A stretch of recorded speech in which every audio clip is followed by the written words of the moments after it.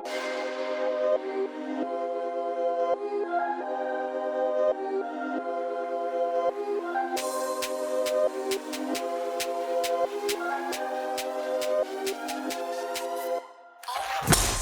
BT Sport has been taken over by the NewVic College students for the second year in a row. They're inside, they've told me absolutely nothing. All I know is it's about inclusivity, community, and sustainability. And they've given me this shirt to wear. Anyway, I'm just happy to be back for the second year in a row.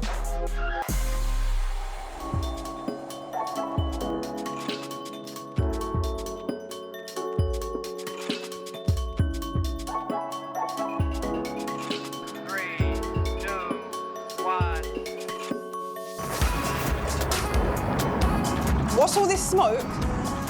Where's my fancy video room? Where's the desk? Where's the chair? Where's the students? Are you? Heads up. Who catches a ball like that? You gotta man up. Man up? No, man, it ain't all about that. Rugby ain't about masculinity. Yeah, try saying that to all the big men that play the sport. Just take a look at this.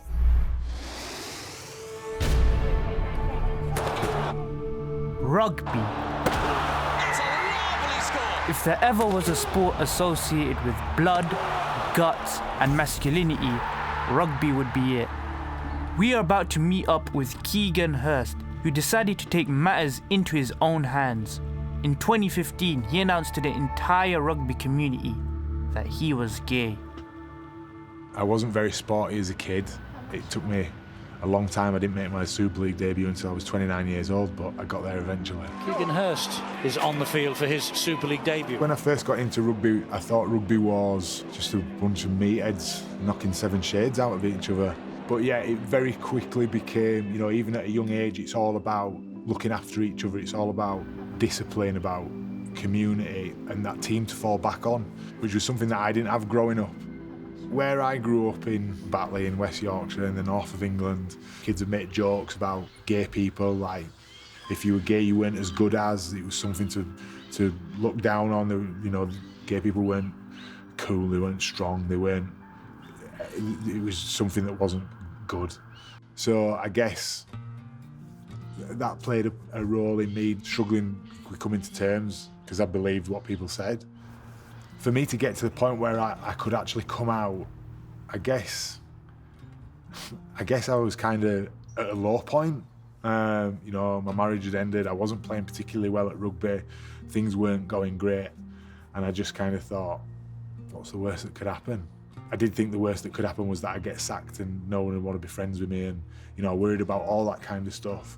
There'd been rumours within the changing room, because it's like everything else, There might be rough, tough rugby league players, but there's still like a gossip. And, there were rumours circulating. So when I told my family about me being gay, obviously I told my wife first, which was really difficult. And she was obviously very upset. And my mum didn't take it particularly well. We fell out. But she's come around now, we're building that bridge. I think the concern wasn't to do with how he'd be accepted within the game, it was to do with his family. Being gay never interfered with my career in the sense of it was just put to the back of my head. Rugby was always like a safe space for me. It was where I could go to switch off, because if you don't concentrate at rugby when a 20-stone man's trying to whack you, you'll probably get hurt. Before I spoke to John about, coming out, I was obviously worried. He was the coach. I thought, am I going to suddenly disappear off the team sheet? Am I going to be out of a job? We just engaged in a conversation. Keegan confirmed that those rumours were true. It's only about his sexuality. And my reaction was a pretty easy one. And I said, you might be Keegan Hirst, you might well be gay. That's totally, your sexuality is up to you. But you're a rugby league player and you're my captain. I'm delighted and I'll support you in any way that I can. It was really encouraging, at the time, after telling my wife and my mum not going so well, I thought, and I needed to hear that when I heard it. And I was very grateful for that. Being open and honest about your sexuality is important for other people. It's not important for me, for people to know my business. You know, it helps me perform better by being able to be honest about who I am. It's a story that needs telling, because it's a story that needs to trailblaze, really, so that others can follow. You know, you don't want people having their mental health affected by hiding a secret. I think it was very brave of someone of his stature to publicly come out, especially in rugby, which, you know, you can talk about masculinity or toxic masculinity, which mirrors football in so many ways. It's about actions. It's really easy for governing bodies and people to say, oh, everybody come out, it's really great. But it's a really individual thing, and it's important that clubs and organisations do things that champion inclusivity and diversity and show that you are welcome to play sport, whether you are black, white, gay, whatever religion you are, it doesn't matter. I think in the last 5-6 years, what we've seen is a massive shift in diversity, reporting on diversity. Not only have we got Kick Racism Out of Football, we've got the Rainbow Laces campaign, we've got Women's International Day, and so it's really important that sport now gets on the forefront and gets on the wave to ensure that it is diverse. I think Keegan being Keegan will be an inspiration, to tell the truth. He's a good guy, with good qualities, with a great work ethic. We should always be looking to challenge the norm and challenge those stereotypes and you know, lift the curtain on sport and see what's going on behind, because you know what people think is the case really isn't. You know, sport isn't what people think it isn't, and neither is being gay. Wow, Keegan has really been through it. There was so much emotion in that VT, but his teammates really came through for him in the end. Yeah, it ain't easy for a rugby player to come out, but his teammates stood by him. And his coach was so supportive. Yeah, he was, and we all need someone like that in our lives. So I'm guessing that was inclusivity, but where are all the other guys? This is so different to last year. What are you doing? Who even does that? Go and grab a burger. Burgers? Don't mention burgers here.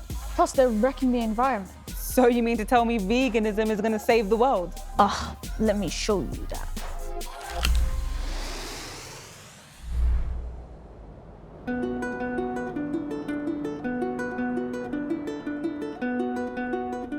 Just put the car on charge.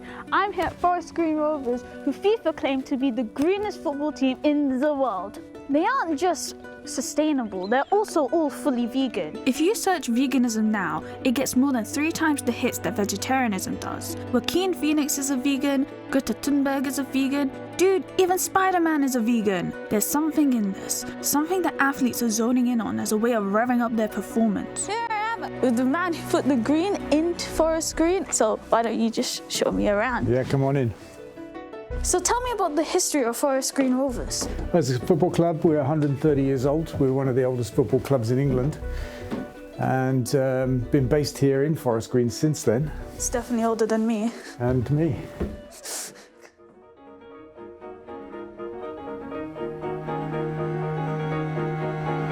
Getting involved in the club was like a happy accident, a bit of serendipity, and within a few weeks we realised that we had to change the club completely to bring our ethics and our principles around sustainability into the club, and therefore into football. Globally, football has billions of fans. It's a very passionate audience, and we thought if we could engage football fans in the issues of sustainability, we could make them fans of the environment as well as fans of football. So that became our mission. When I first met Dale, I just thought this is the type of person I want to work for. He gives you the confidence to go and try different things, and some of the things we're trying as a League Two club, some Championship clubs wouldn't do. Within days of being here, I realised that the club itself was serving meat, and that made me part of the meat trade, and I was horrified by that. And I said to the manager and the chef, straight away, we have to stop doing that. We spoke to the players about it from a performance point of view, saying that serious athletes don't eat red meat, and then we just said to our fans, look, football's 2 hours a fortnight on average, you know, come to a game and try some different food, not what you're used to. If you come to watch a game and you're eating vegan food, you've got no choice, but it opens those people's minds and eyes to vegan food, and then they might then go away and blow, I really like that vegan pie, I'm going to go buy one from the supermarket. We think it's really big, the way that we prepare the players' diets. We think it has a massive benefit on performance and recovery. That's the 2 main aims for us. It's a really condensed season. We've got a lot of games. We've got a lot of Saturday, Tuesday, Saturday games, so 3 games in 7 days. We feel that the plant-based proteins is massive for us in performance, and it helps us to perform at 100%. 3 years ago, we got promoted through a Wembley playoff final, so we'd had a long season, 50 games, and in our entire squad, we had no soft tissue injuries at all. The people we played, Tranmere, they had like 6 or 7, which makes a big difference to starting 11. Forest Green are winners of the 2017 National League Promotion Final. They finally reached the promised land of the Football League. I'd put that down to a vegan diet. And typically, if you hear elite athletes talk about their experience of vegan diets, it's less soft tissue injuries, more energy, quicker recovery. Those 3 things always. So Dale's clearly got the vegan seed planted, and his message seems to be getting across. But not everyone agrees. So that's why we're going to talk to Professor Chris Elliott to tell us what's on the other side of the menu. Do you know there's been 38 different civilizations on the planet Earth? 38. Do you know how many of those 38 civilizations survived on a vegan diet? None. Exactly, not one. So actually that kind of tells you there's a lot of big issues with veganism, because you will miss some of those things in your diet unless you're very careful, or you decide, like many vegans do, to take a lot of supplements. And actually, particularly for something like B12, some devout vegans will say, well, I'll get injections of B12. Do you want to start inject yourself instead of having, a scrambled egg? I don't think so. Not for me. Definitely the other side of the debate there. But Wales international rugby player Dan Lydiard also believes in an omnivorous diet for his training regime. Yeah, there's obviously a fair number of vegan professional rugby players. For me, I've always been brought up on red meat as a youngster on the farm, and then obviously into my professional career as a rugby player. I feel it's essential for me with what it gives my body, the protein source, and it's full of vitamins and minerals that help my body to repair after tough games and training session. Dan clearly believes meat's the best for him, but we're going to talk to Fiona Oates to get her take. By the way, she's been a vegan for over 5 decades and she holds 4 world records. I think that must give her the right to talk vegan diets and athletics. A lot of people think that you're going to be denying yourselves on a vegan diet. I say no, look at it as a liberation. So if you're out and you can't have that, you're vegan. I'm very quick to say, yes, I can have it. I choose not to. It's my choice. It's not something which has been forced upon them. And I think that's personally been my most effective way of promoting veganism. Not forcing it upon people, pressuring people, but showing them the benefits. We've heard from a lot of professionals there, all of their own particular views on athletic nutrition. I'm having trouble making up my mind, so we're going to hand it back to the experts to tell you their thoughts on where the future lies. It's about the kind of world we live. The way we live is unsustainable. We're depleting everything. And I think now we're on the verge of having to tackle it, because the climate crisis is so big that we will tackle it. You can thrive off a plant-based diet, and that's a fact. I've felt so much better from being vegan, and I would never go back. There's always going to be arguments for and against. On my family farm, we look after the animals and the best we can, and with all sort of life, there's death as well. So for the time that they're with us, they get treated to the best of our ability, which is really nice, I think. Since I was 6 years old, I firmly believe that veganism is the way forward for the animals, for the planet, for the environment, for individual health. In these very dark times, there is real hope for the future. Is it sustainable? Is it good for me? Is it good for the planet? And the people who really can drive change is you, young people. Because you can ask the questions, okay? And you will be the champions of the future food system, not old people like me. Be our champions, okay?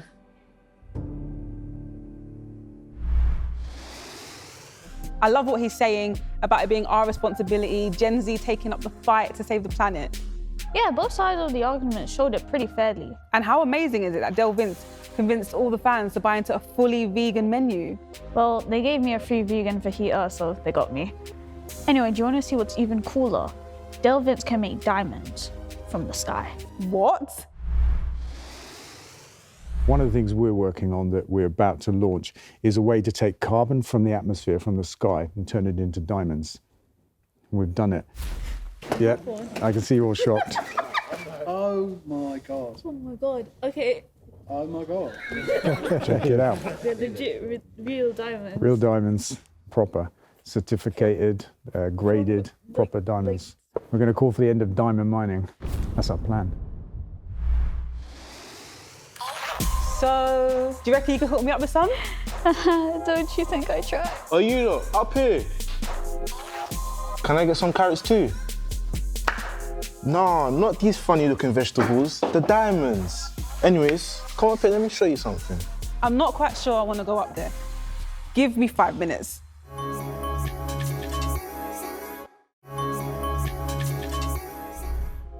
Hey, you made it. Here.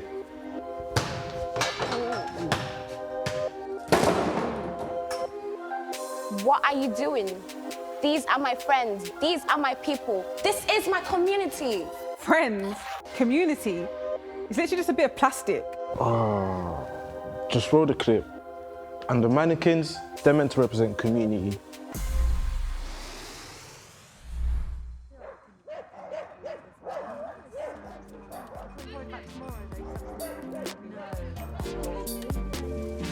Community is so important. It's about looking after our neighbours, knowing that people are okay around us. I love community because I love doing activities with my son, my daughter, around other moms. I think it's very important that we engage as a community together and support each other and come united. Badu is an organisation that uses sports as a vehicle to empower, educate and uplift. Badu Sports was started by my brother, Nana Badu. He initially started off as a PE teacher working in Hackney, and he realised there was a disconnect between the children from the local area and the teachers. Badu, of course, is our last name, but it also stands for Broaden, Advance, Develop and Understand. I was introduced to Badu from a young age. I joined the Badu Mentoring Group, which was a group that I think definitely helped me mentally.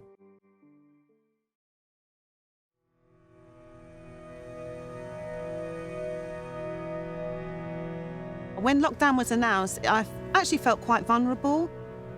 It was the unknown, and it was like, oh my goodness, what's going to happen with my work? Am I going to still be able to work? That uncertainty caused slight anxiety, if I'm really honest.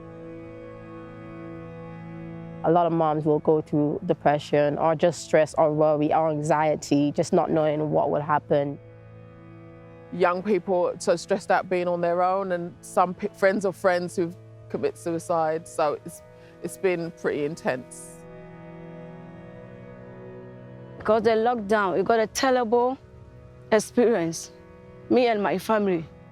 I lost my son during the lockdown.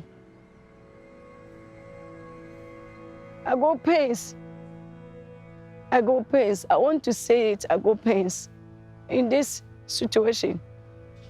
By the grace of God, the Badu supported me as well to raise me up. So the Walk-In Project started initially with a group of people just wanting to exercise, and for us just removing the barriers of the social distancing rules. Obviously we want to be able to do things in a safe way, but we really as an organisation understand the importance of physical activity to people's mental health. Once you walk, you can easily release stress. You can literally walk it out. Every week, the group is just building from strength to strength. It's definitely more than just a walking group. That camaraderie seems to be building up. Like today, we was proper having a laugh. It feels like home because everyone is willing to help one another. You're never going to face anything on your own. Come outside to join in lovely people to make your stress go away. It's not only about supporting people, but it's teaching others how to support each other so that there's always a community of support. Through this sports, now I'm a bit strong than before. It's just very empowering. The community is a place where people can feel safe. You have to find times to meet because it is important. This whole project is very good for the development of the community.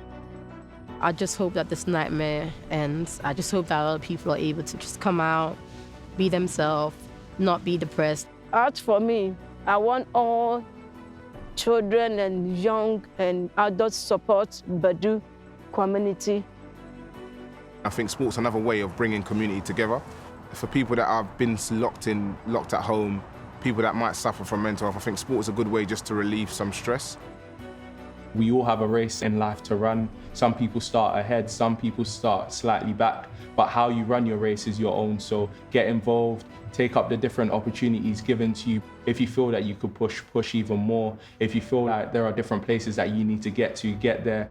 The older I got, the more I started working and spending more time in a community. That's what made it feel like a family.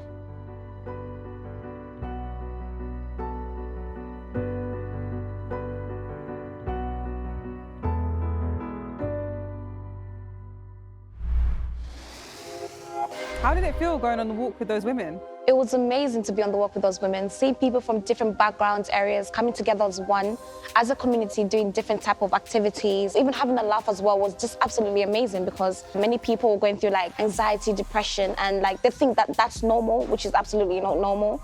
So for them to actually come on the walk, it was a huge step for them, like to actually come and exercise with everyone, engage with everyone was absolutely so amazing. It was just wonderful. Badu are a pretty amazing outfit, aren't they? Yeah, they're really amazing. I was talking to Kevin actually, and we had a really engaging conversation. And when I was talking to him, I felt like I was just part of their family, really. I noticed in the video you touched on my area, footy. What exactly do they do? Are they going into schools? Yeah, so they go around 45% of schools in Hackney and they teach children football who might not be able to get the chance to be taught the Badu way, and that's just building relationships within the schools and the community as well. Speaking of football, Oi! Oh, who threw that? Oh, what? It wasn't me. Wow, what a journey I've been on. I don't know if it's the tone of 2020, but this year seems a lot more serious. But anyway, I'm just happy and thrilled that BT Sport had me back to present again. I've learnt so much today about sustainability, community, and inclusivity. This has been BT Sport Takeover 2020.